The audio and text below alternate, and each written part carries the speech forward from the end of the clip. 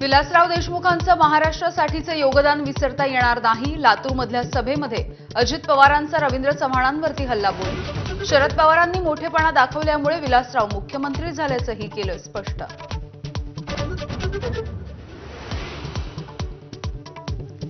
बीडच्या परळी नगर परिषदेमध्ये शिंदेंच्या शिवसेनेचे चक्क एमआयएम सोबत युती. कोण एमआयएम माहीत नाही. युतीच्या प्रश्नावरती शिंदेंचं उत्तर.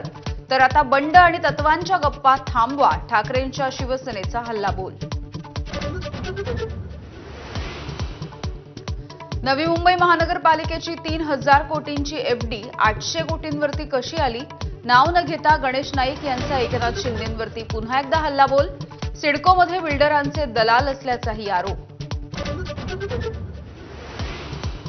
मुंबईमध्ये भाजप कार्यकर्त्यांकडून 50 खोके एकदम ओकेच्या घोषणा. मुंबई महानगरपालिकेच्या चेंबूरमधल्या वॉर्ड क्रमांक 173 मधला प्रकार. भाजप शिवसेना युतीचा जाहीरनामा उद्या जाहीर होणार. फडणवीस शिंदेंच्या उपस्थितीमध्ये होणार प्रकाशन. मुंबईतील विकास कामं आणि रोड मॅप जाहीर करणार.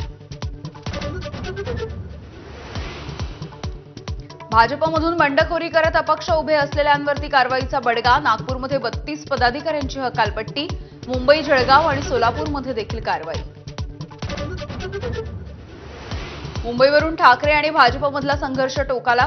फडणवीसांच्या हातामध्ये काही नाही. वरचे आदेश पाळावे लागतात. मुंबईबद्दल फडणवीसांच्या वक्तव्यावर राज ठाकरेंचा टोला. काही लोकांकडून क्रिकेटमध्ये राजकारण आणण्याचा प्रयत्न. वेळ पडल्यास महाराष्ट्र क्रिकेट असोसिएशनच्या निवडणुकीसाठी सुप्रीम कोर्टात जाऊ. आमदार रोहित पवारांची माहिती.